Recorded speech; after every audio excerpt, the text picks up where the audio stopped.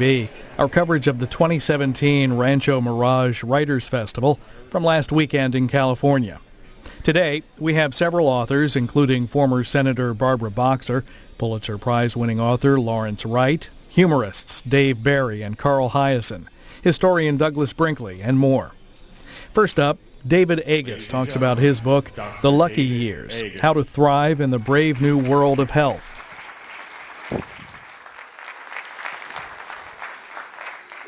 Thank you all very much. It's certainly a privilege to be here. When Helene and Jamie call, you come.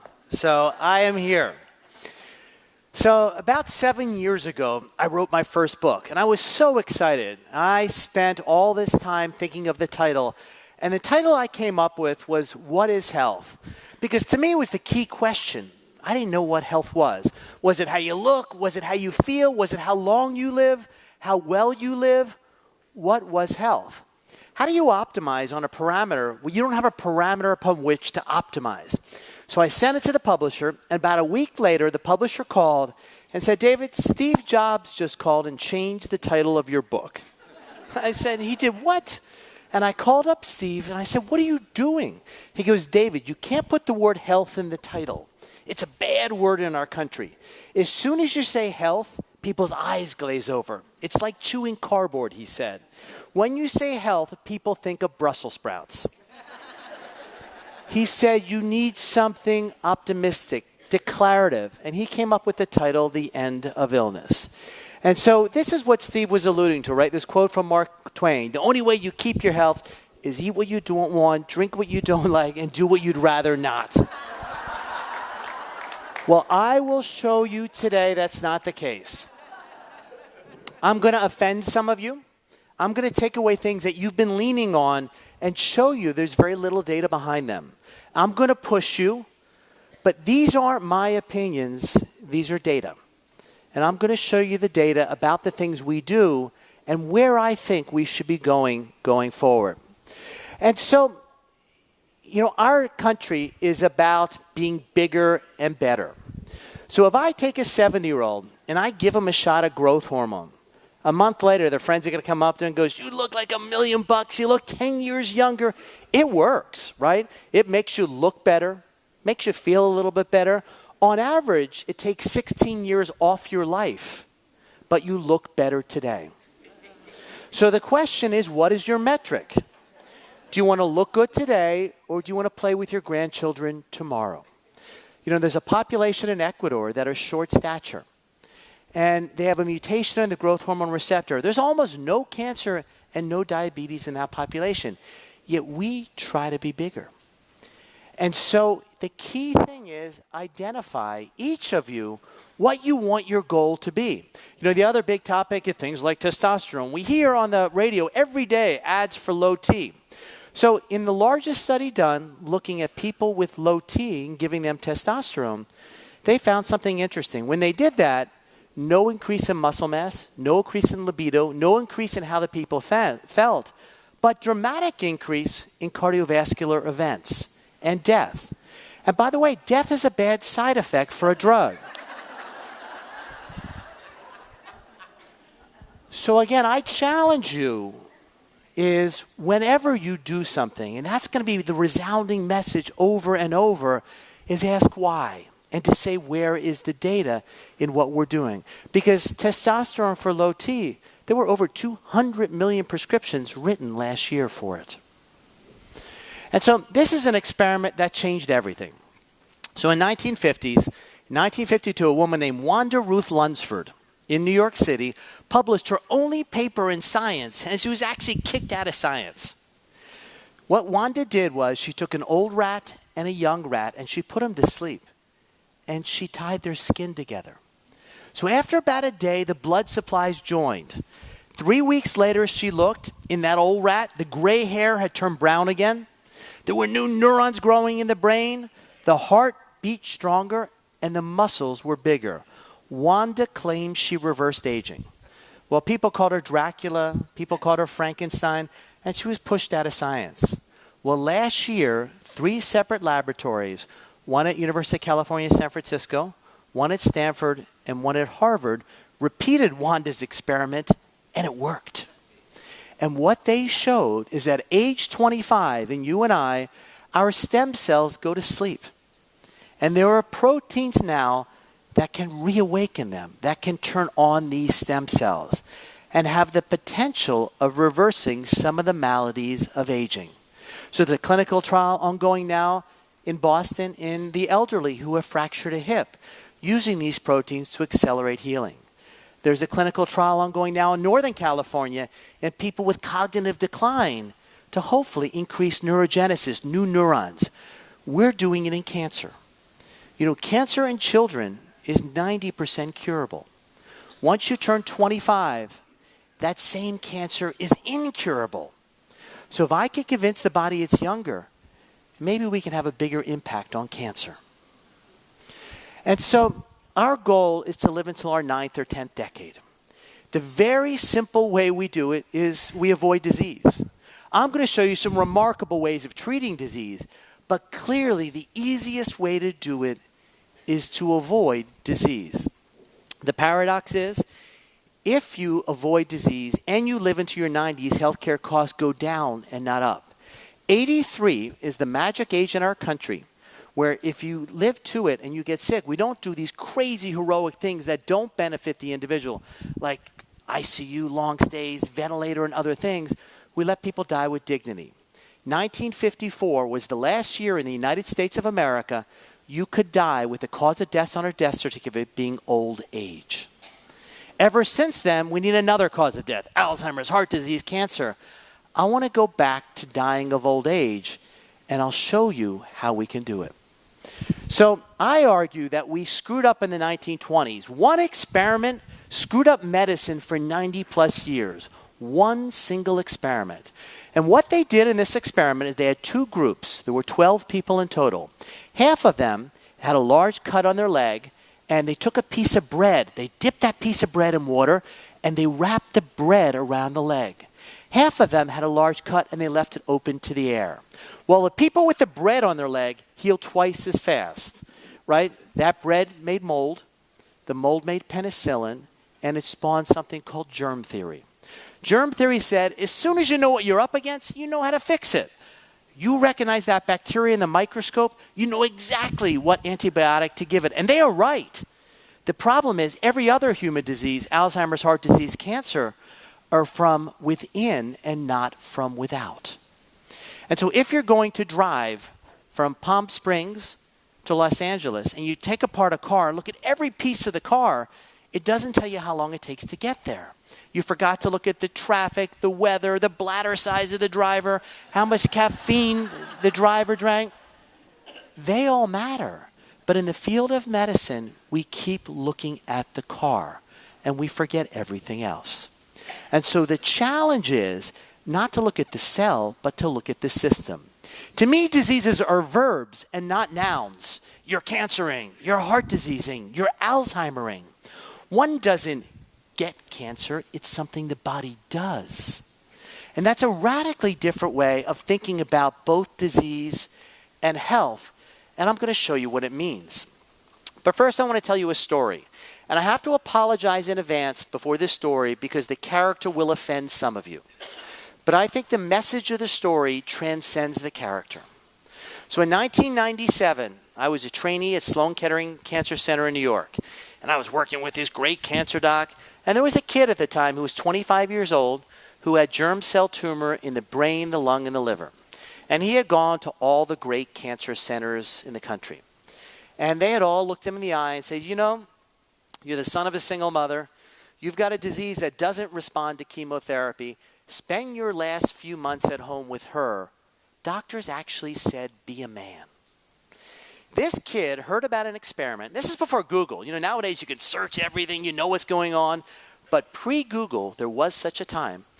Pre-Google, this kid heard about an experiment where a doctor put 2 platinum electrodes in a gel and said, do cancer cells like electricity or not?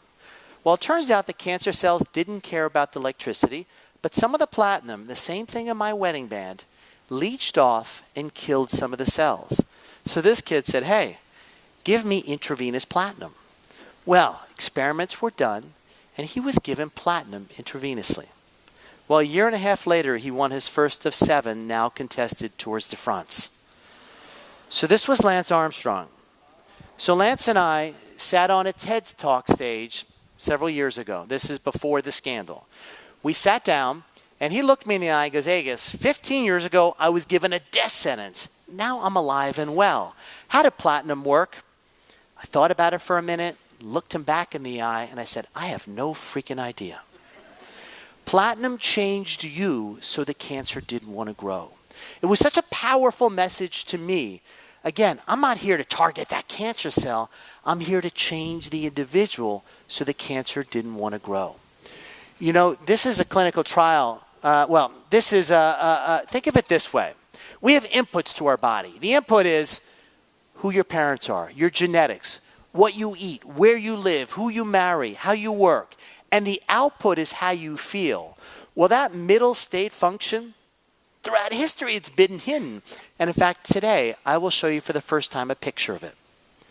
But the problem with complex emergent systems is they're almost impossible to understand, yet we can control things we don't understand. You know, the climate modeler doesn't go out every day and go up 20,000 feet and measure the wind speed and the temperature. He or she looks at the shape of the clouds, and it tells them what's going to happen. I want doctors to be more like climate modelers than biologists going forward, and I'll show you what that means. So there's a trial done that we were part of where we took women with premenopausal breast cancer. So these are young women with breast cancer, and classically, we treat, and then we wait for the cancer to recur. In this case, we took the women, and half of them, we gave a drug for osteoporosis, a drug that builds bone, and half we gave placebo. And when we looked, we prevented recurrence of the cancer by over 40%. Why? Because breast cancer metastasizes to bone. So if you change the soil, the seed doesn't grow. If you change the soil, the seed doesn't grow. So one of the biggest survival advantages in a cancer clinical trial was a drug that didn't even touch the cancer. That was a powerful message to me. That again, my job is to change the system. It's not necessarily to target a disease cell. And so take what I say somewhat with a grain of salt. Right? I'm the same profession that did this and this. And I love this one, lady with a lamp. I'm the same profession that told people 35 years ago, eat margarine, not butter. And if you look at the epidemiologic data, we killed millions of people by making these bold declaratory statements with no data at all behind them. So what I want to do now is go through some of the things, aspects of our life on a daily basis and say, where's the data? And let's start to look at it. Well, the first is an amazing study that was published in the 1953 in the British medical journal Lancet by a man named Jeremiah Morris. And this was a paper that wasn't referenced for 50 years. Back then, there were no health privacy laws. So he went into the British Transit Authority, which was an organization with 26,000 employees. Half of them were the bus drivers that sat and drove those double-decker buses and sat 90% of the day. And half were the ticket takers that walked up and down the double-decker buses. Both of the groups weighed the same, smoked the same, and lived in the same socioeconomic environment. Yet dramatically lower heart disease and cancer in the bus drivers. You know, we've become a society of bus drivers. I mean, lower in the ticket takers, I'm sorry. But we've become a society of bus drivers, right? The richer you are, the more bathrooms in your house, so you don't have to walk room to room to go to the bathroom. The more important you are in your company, the closer your parking space is to your desk. Our bodies were designed to move, and we need to respect that. The lymphatics that control your immune system have no muscle in their wall. So it's the rhythmic contraction of the muscles in your legs when you walk that actually make your body work. It's movement over time equals health. And I love this saying to an audience that's sitting down. Sitting for 5 hours a day is equivalent on a health basis of smoking a pack and a quarter of cigarettes. Sitting for 5 hours is the same of smoking a pack and a quarter of cigarettes. And yet, we sit. And yet, when you go to your doctor, this is one of the biggest risk factors for disease, do they have a data element that reflects that? Do they say to you, how often do you move every hour? The answer uniformly is no. I was shocked when I got one of those devices and I looked how much I moved during the day. I was a lot more sedentary than I thought. So I have a treadmill desk in my office. So the 2 hours a day I do email, I'm actually walking at a very slow pace. It takes about a week or two to get used to. I have one of those headsets that kind of look like an air traffic controller. So when I'm on phone calls, I can walk around the office instead of sitting at my desk. I try to take at least one walking meeting a day. When I would go up to Steve Jobs, every time we would go for a walk. And we would go for a walk. And he would say, David, there are two reasons to go for a walk. First is the health benefit. We all know that. Then he said if you're going to do a business negotiation with somebody and you go for a walk, and at the corner, if you're going to turn left or right and they don't, it gives you an advantage in the negotiations. So he thought of every little angle to everything. But we need to redesign our lives. We talk and we glowingly terms. This building is LEED certified for the environment. Well, who's certifying buildings for health? Nobody should have a printer at their desk. They should get up and walk to the other end of the office. Every child, every classroom should be as far away from possible as the last classroom. There's a reason the Apple Watch every hour taps you on the wrist if you haven't moved enough. It's to remind you to get up and move. What's amazing is in that same study, they looked at profession and rate of death. So the worst were the hairdressers because they stood in one spot, or the secretaries because they sat all day. The best were the gardeners and the coal miners because they were moving. The coal miners were the best. So there's actual data that if you add an hour of walking per week, every hour you add, you live longer. Simple as that. Walking equals longer life. Very, very simple. Everybody wants to take a pill, to buy something. It's all there, just walking. The amazing thing is in the state of California, they eliminated 3 periods of of academics and replaced it with exercise. And the test scores of the kids went up and not down. There's an amazing entrepreneur in California who founded 2 companies. He founded one company, Chuck E. Cheese, and another company called Atari. This is the guy who had 2 employees named Steve working for him, who one day said, we're making these game systems that hook to televisions. Let's put it all into one. And he says, get out of here, it makes no sense. Well, those 2 Steves left and formed a small company called Apple. But this guy did a trial where he showed if a child exercises for 15 minutes, he or she will retain almost 20% more knowledge for 5 hours.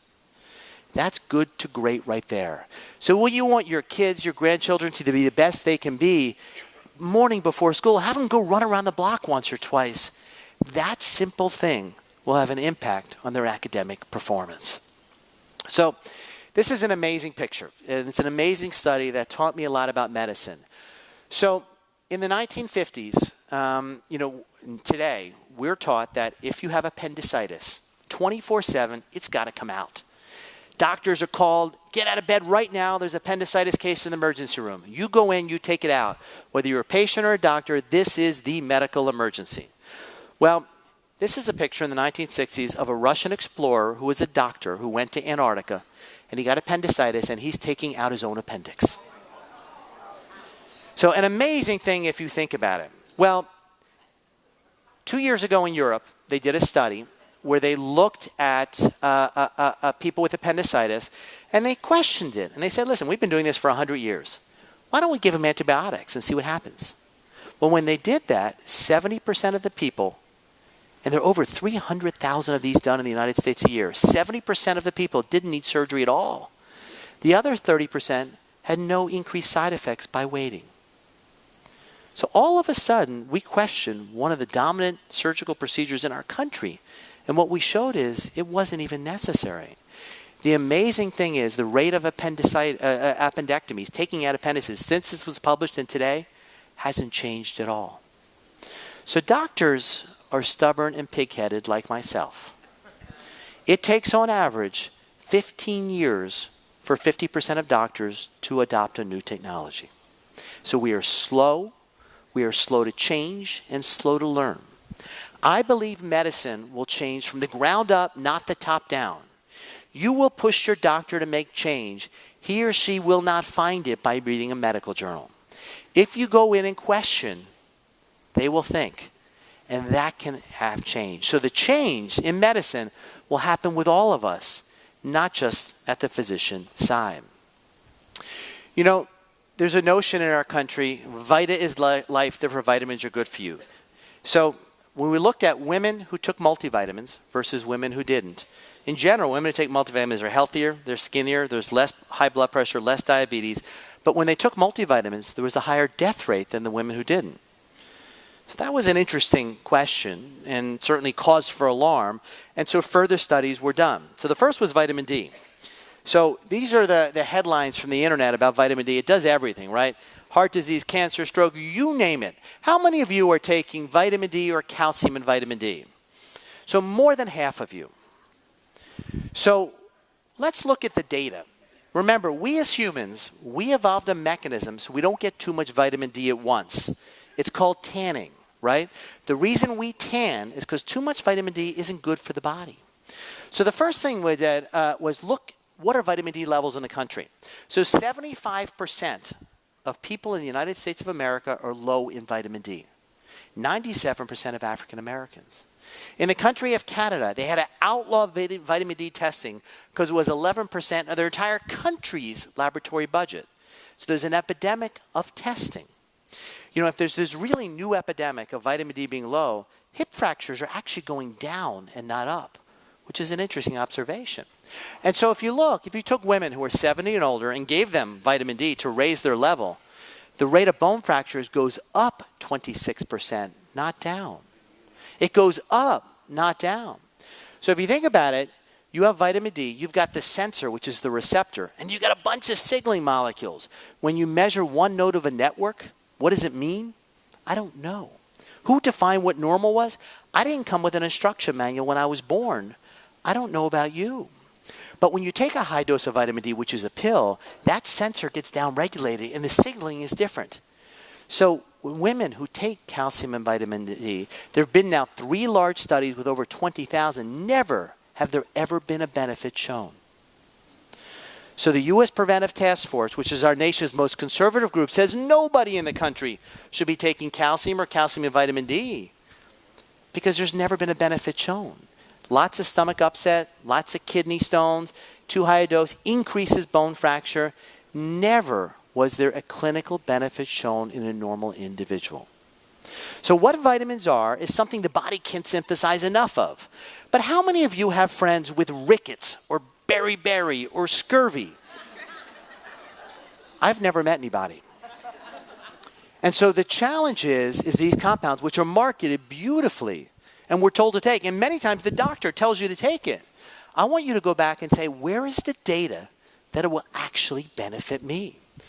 And so take vitamin E in men. There was a study done, and it cost $260 million to the taxpayers, where they randomized with vitamin E and placebo.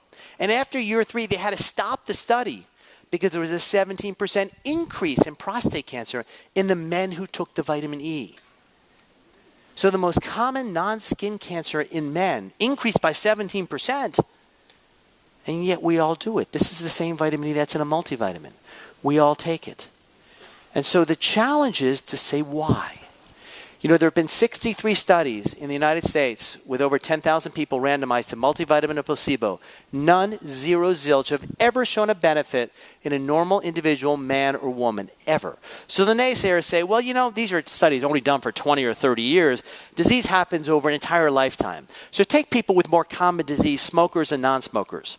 So they did, and they gave them vitamin A and beta-carotene, 2 big antioxidants. And what they found was dramatic increase in lung cancer and death rate in the people who took these.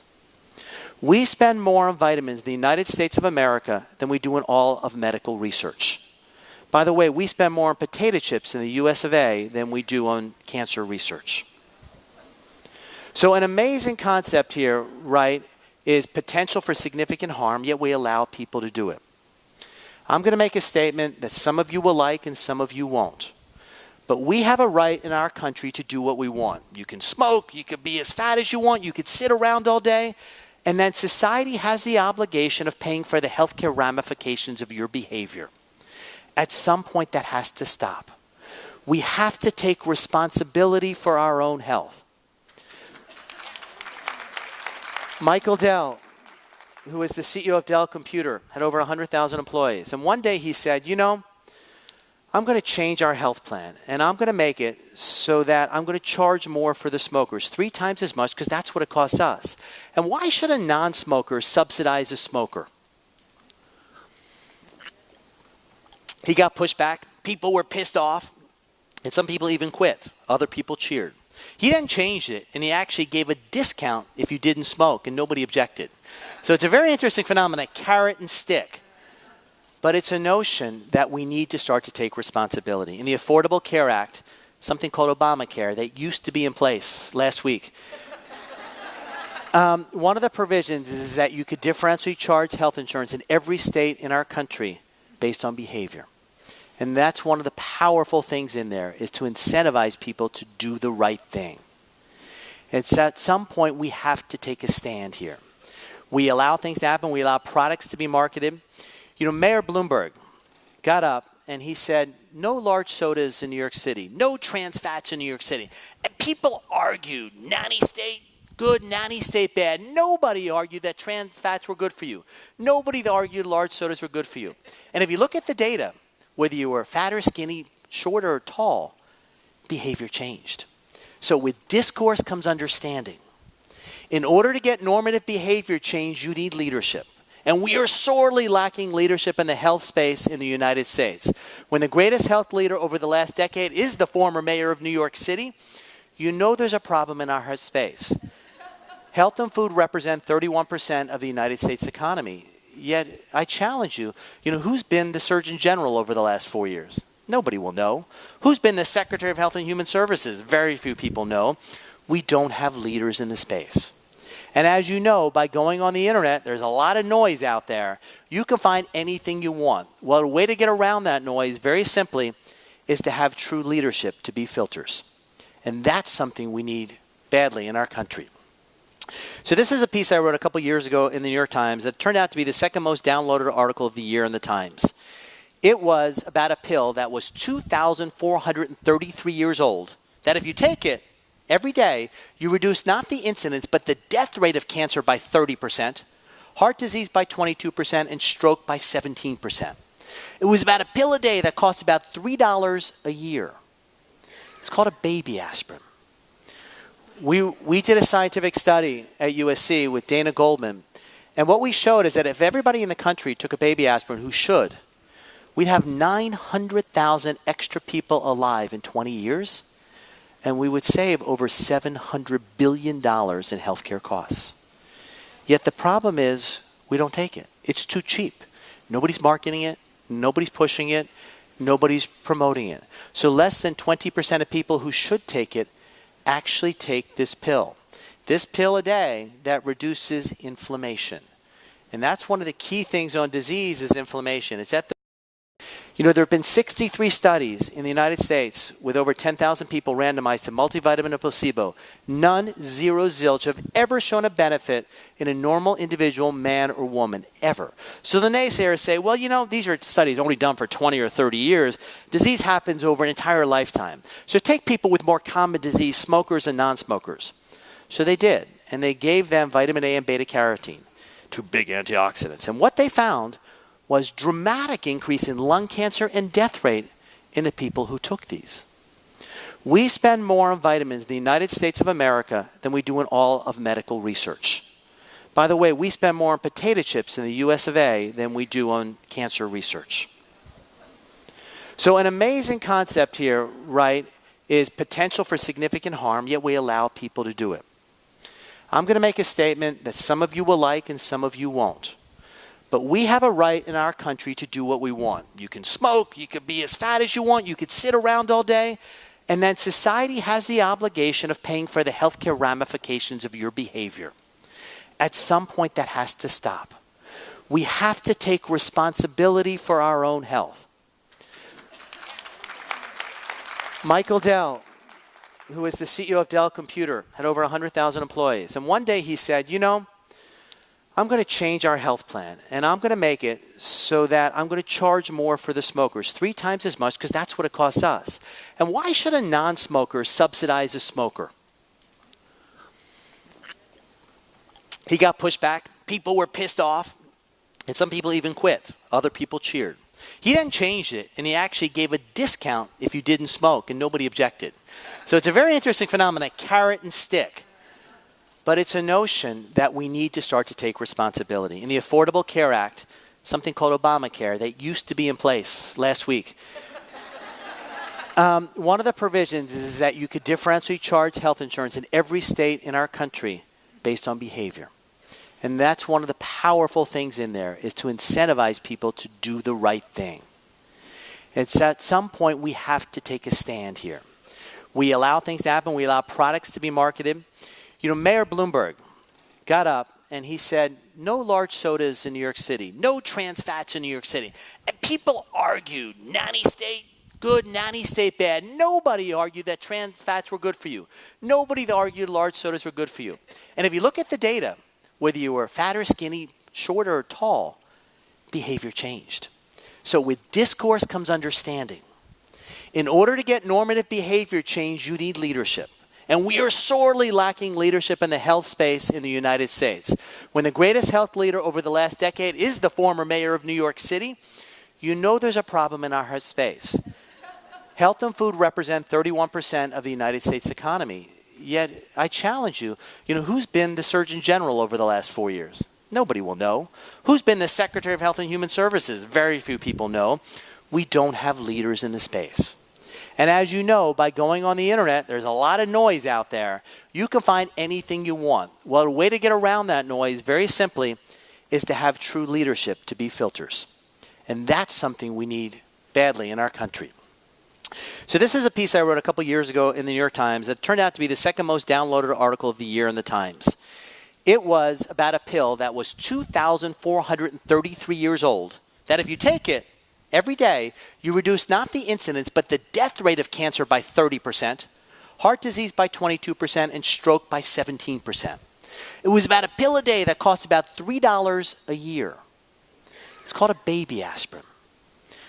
We did a scientific study at USC with Dana Goldman, and what we showed is that if everybody in the country took a baby aspirin who should, we'd have 900,000 extra people alive in 20 years, and we would save over $700 billion in healthcare costs. Yet the problem is we don't take it. It's too cheap. Nobody's marketing it. Nobody's pushing it. Nobody's promoting it. So less than 20% of people who should take it actually take this pill. This pill a day that reduces inflammation. And that's one of the key things on disease is inflammation. It's at the root of heart disease, cancer, and Alzheimer's. And what we've learned is that this pill, who Hippocrates described over 2,400 years ago, when he said, you take the bark of the willow tree and chew it and pain and fever go away, this was aspirin. You know, the CEO in Davos I was at last week, the CEO of one of the great companies came up to me and said, David, we're the largest maker of aspirin in the world. We did it first in the 1920s. Aren't you proud of us? I go, are you serious? Where's Generation 2.0? Where's the next one without side effects? Take this pill. This pill a day that reduces inflammation. And that's one of the key things on disease is inflammation. It's at the root of heart disease, cancer, and Alzheimer's. And what we've learned is that this pill, who Hippocrates described over 2,400 years ago, when he said, you take the bark of the willow tree and chew it and pain and fever go away, this was aspirin. You know, the CEO in Davos I was at last week, the CEO of one of the great companies came up to me and said, David, we're the largest maker of aspirin in the world. We did it first in the 1920s. Aren't you proud of us? I go, are you serious? Where's Generation 2.0? Where's the next one without side effects? Where's one that's 10% better? You're standing on your laurels for 90 years? Come on. And obviously he went with his tail between his legs and walked away. But this is a remarkable observation. You know, there's a study that was done at Oxford. Again, these are studies that in hundreds of thousands of people, over 200,000 people randomized for over 20 years. And what they showed, if you took the aspirin for 6.5 years, metastatic cancer is down by 36%. Adenocarcinoma, that's breast, prostate, lung, ovary, down by 46%. A baby aspirin a day will reduce pancreatic cancer by 60%. These are staggering numbers from a drug that doesn't cost very much at all. You know, there's another class of drugs called statins, which are the Lipitor-like drugs. Lipitor, Crestor, those class of drugs. They were developed to lower cholesterol, but it turns out they work by a totally different mechanism. They reduce inflammation. So if you take somebody with a normal cholesterol and put them on one of these pills, you'll delay heart attack and stroke by over a decade and reduce the incidence of cancer. And so the biggest drug in the history of medicine, we got the mechanism wrong. Interesting there. But again, hitting inflammation. So 2 ways to modulate down inflammation, dramatic lowering of disease, both this Lipitor and statins. This Lipitor-like drug, statins, and aspirin. Well, people say, Agus, you're pushing drugs from the pharmaceutical company. No, I'm pushing progress. How much does it cost for a 90-day supply of Lipitor without health insurance in the United States? It costs $9. $9 for a 90-day supply without health insurance. So this is not expensive, but the impact on human health, on society, on each of us can be dramatic. So switching gears now. Well, in 1974, Monsanto, in their annual report, estimated $150 million to sequence one gene.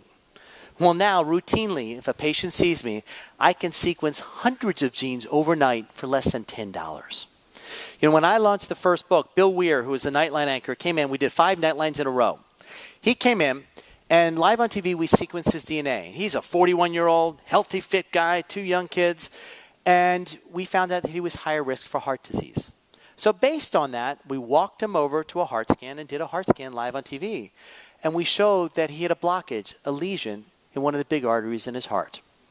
At the time, he called it the story that saved his life. And so the next day, people argue, well, you shouldn't have screened. He wasn't eligible for a cardiac scan.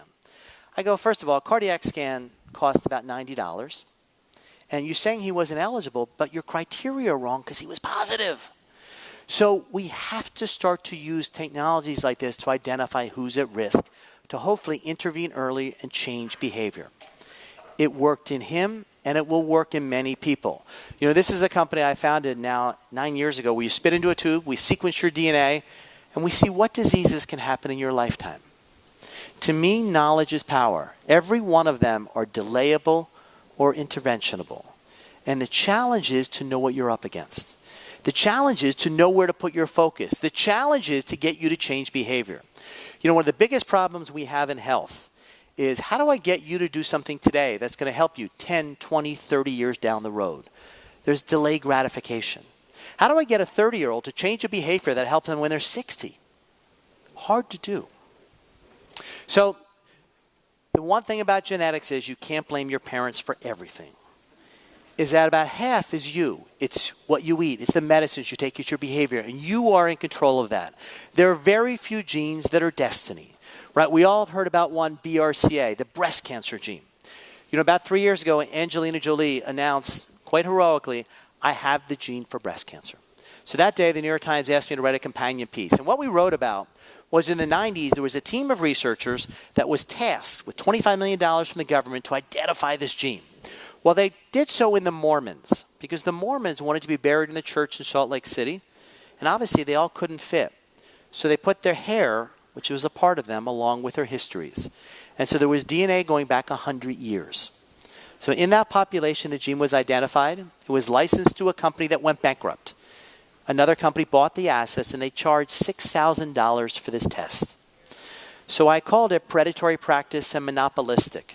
How dare a company charge a $6,000 ransom for a woman to look at her own DNA? The company, fought back, had all this whole PR campaign, and then 3 months later, I got a call from somebody on the Supreme Court Justice of the United States who said, David, later today we're going to announce you can no longer patent a gene in our country, and we have the piece you wrote above our desk. Aren't you proud of us? We have democratized DNA. I said, I'm happy you did that, but you're 14 years too late. Because in those 14 years, over 100,000 women died because they couldn't afford to look at their own DNA. Well, since that change in the Supreme Court came out, it's now about $100 to have that test done. The challenge is, and what I'm going to show you, some of the progresses that are happening now is, how do we get the legal system to catch up and move at a pace that doesn't take over a decade. The ethical system, the moral system. We're at a time, I call it the lucky years in my new book, we're at a time where pace and progress is happening literally every week. The problem is we're not ready for it as a society. So in 1976, if you thought you were pregnant, your spouse thought they were pregnant, your child thought they were pregnant, your girlfriend, we took a tube of blood. This test could only be done at a hospital. We injected a rabbit. 5 days later, we killed the rabbit. And if the rabbit's ovaries were enlarged, you were pregnant. That was the state of the art in 1976. Well, in 1977, along came a company called Warner Shilkett, and for $9, they had the first protein or proteomic test. Well, rabbits of the world rejoiced. And at the same time, we radically changed maternal health and neonatal health from one single protein in the blood. Well, we now, through technology, have the ability of looking at all the proteins in the body. And this is it. This is the state of the system. I told you a while back I would show you. This is a drop of blood going through a superconducting magnet, or we can look at all the proteins in the blood. This is the conversation in the body. And for the first time now, through technology, we can listen in. In fact, in that first book of mine, The End of Illness, when the book came out, it was a different cover than I had planned. And again, I called that publisher, and Steve Jobs had put this on the cover because it spoke to him. Last week, I was in Davos at the World Economic Forum with Yo-Yo Ma, who I got to know Yo-Yo because he used to play music for Steve Jobs in his living room. Yo-Yo is converting this conversation into music now. And so our body has been talking forever, but we now can actually listen in. And we can start to see what's happening a moment in time. The way I think of it is this. If you're in front of two Chinese restaurants and look at the ingredient list, they're exactly the same. You taste the food, one could be great and one could be bad. Well, DNA is your ingredient list. Protein, or what the food tastes like. Well, everybody always says, what's next? So what's next is what we call the microbiome. So it turns out you have 10-fold more bacteria in you than human cells in you. There's 10-fold more bacterial DNA in each of us than human DNA. These bacteria, they control our metabolism, what food we absorb, many things about us. So an amazing study was done last year where they took 20-year-olds and they gave them any of the 6 FDA-approved artificial sweeteners. Because when they came out, they were the greatest food in the world, right? They hit our sweet tooth, yet they weren't absorbed, so there were 0 calories. So they were the perfect food.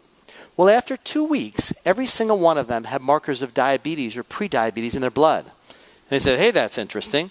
Then they gave them antibiotics followed by the artificial sweeteners. No markers of diabetes at all. So what the artificial sweeteners did is they changed the dominant bacteria in us and they pushed our system toward diabetes. In fact, there have been 2 large clinical trials with artificial sweeteners to try to lose weight, and they didn't work. And the investigators had the gall at the end of it to say, well, people who are fat cheat, and they eat food without telling the people in the trial. It's no, they got the science wrong. Pretty amazing. Is that all of a sudden we have a new dimension to you and to I. You know, there was a study done at Cleveland Clinic where they did gastric banding, which is where they give us something to make the stomach smaller. These are people 350 pounds and above. They all have diabetes. After 20 days, there's no diabetes. And yet nobody started to lose weight yet.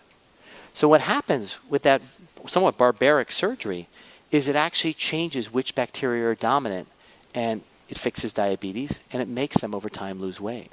So going forward, we're going to treat diabetes, obesity, by changing the microbiome rather than doing these crazy surgeries or other medicines. We're going to change the system. So the other big advance in these lucky years is what we call big data. You know, one of the studies came out showing that if you had ovarian cancer and you happen to be on a beta blocker, which is an inexpensive generic drug for blood pressure, you live 4.5 years longer than if you weren't. We would have never known that from biology, but big data showed us. Big data showed us in one of the biggest studies ever done that in Europe, the closer you live to an airport, the higher the rate of brain decline as you get older, implying that our brain needs quiet at night when we sleep. So I have a 150-pound dog that snores and sleeps in our bedroom. And I can't bear to kick her out, so I wear those orange foam earplugs at night, and my brain gets the quiet it needs. Staggering observation. So whether you live in a city, whether you have noisy neighbors, whether you live next to a river, your brain needs quiet at night, and we have to respect that. You know, we learned, I wrote a piece on this in the New York Times about these Prevacid, the Prilosec, these acid blockers we all take. What we know now from big data, because the clinical trial to approve them was a year or two, what we know now from big data is that if you take them, rate of Alzheimer's goes up, rate of heart disease goes up over time. We would have never known that unless we had big data to look at. So we're in this era of big data where we now have the ability, every time you go to your doctor's office, your data can be part of the solution, not part of the problem. At the same time, we have to work on healthcare security of information. There have been 5 hospitals over the last year that hijackers came in and took over the data of the hospital and were actually paid ransom for the hospitals to get it back. What will happen one day soon is that Helene Galen shows up in an emergency room and she has an infection on her arm. The doctors look at her medical record, give her an antibiotic, and an hour later, she's dead. No offense. Because what happened is somebody went in and changed her medical record and took away an allergy. Think about it, how you could change the course of a political election, of a CEO of a company, the stock price of a company, by changing medical records, giving them a disease, changing what they have. If someone broke into Blue Cross that has over 300 people, they are full-time on their IT staff, and actually took over 100 million records, think of your local doctor. How many people are on their IT staff? The other big technology to come out is called CRISPR. And I know you were all so excited last year when they named, Science Magazine every year names Molecule of the Year. Well, last year, CRISPR was Molecule of the Year. It was very exciting.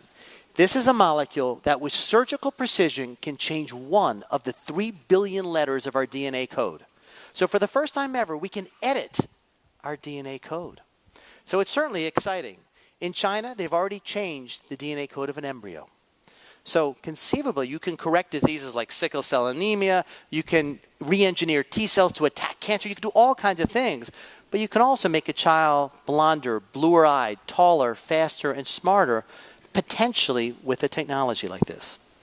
Well, the first foods using this technology are already on the market. They don't have to be labeled because they're not genetically modified. There's no new gene. They're just changing the genes that are there. At the same time, in South America, they use this technology to attack the biggest killer in the history of the world. More people by a factor of 10 have died from mosquitoes than in every war in the world combined. Right? Between malaria, between the Zikas, between all of the mosquito-borne illnesses, mosquitoes have killed more people than every war in the world. And so they use this technology to make it so that when a male and female have sex, they actually die. And in these towns in South America, they've been able to eliminate over 90% of the mosquitoes in those towns.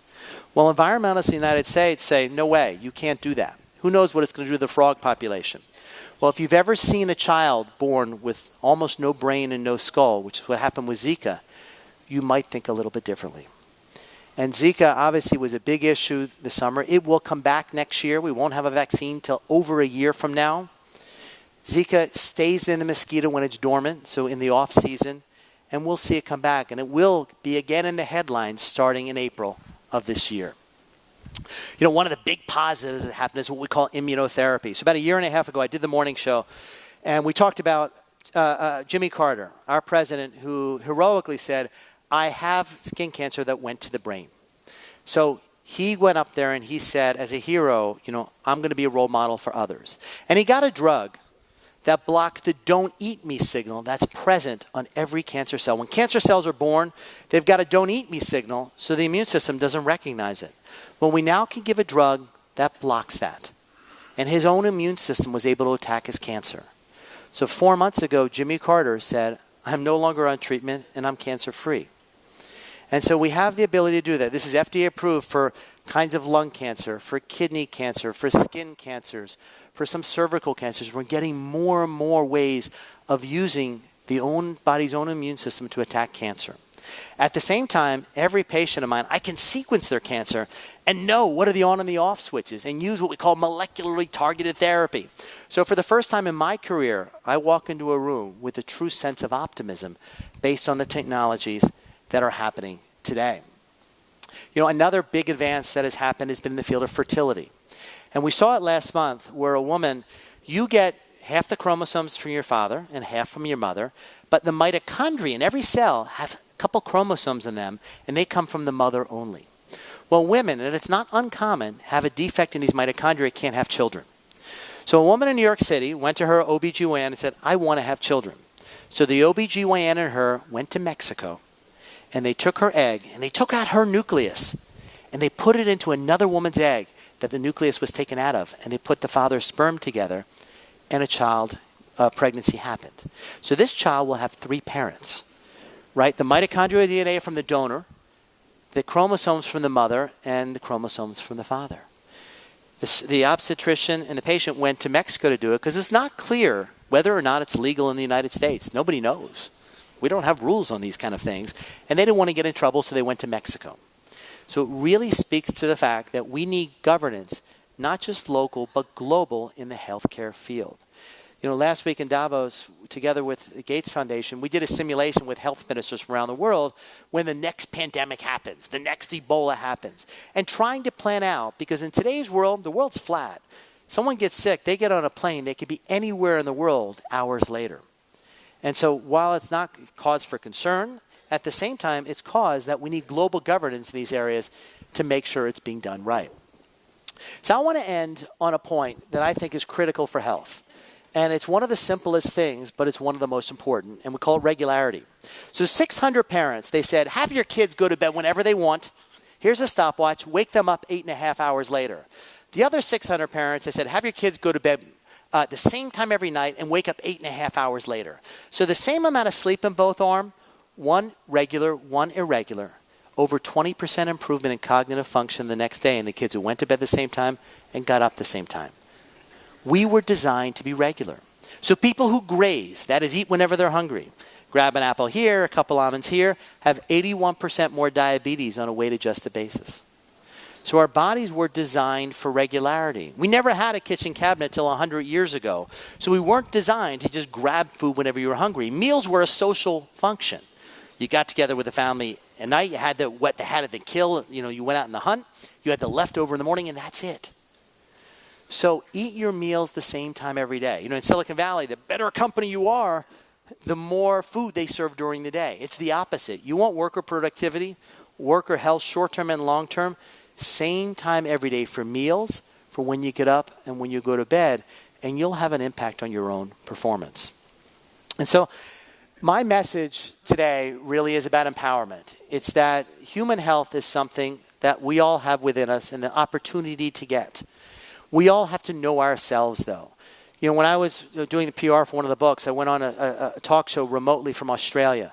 And one of the rules, we have a book called Short Guide to a Long Life, which is 56 rules of to-dos and not to-dos.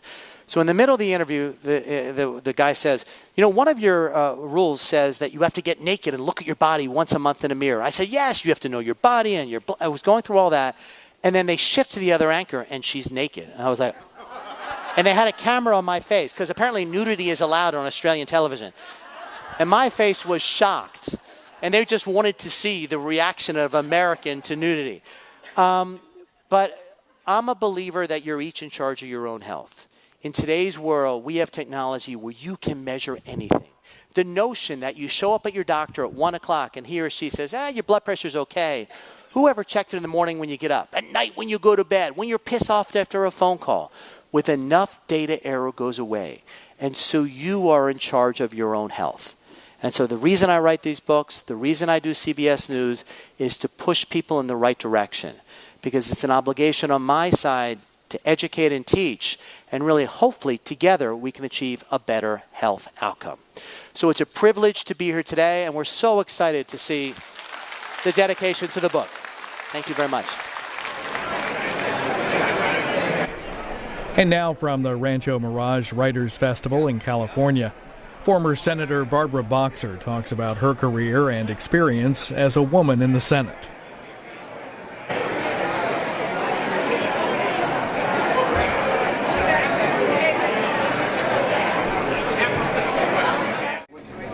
Ladies and gentlemen, Barbara Boxer. Yeah!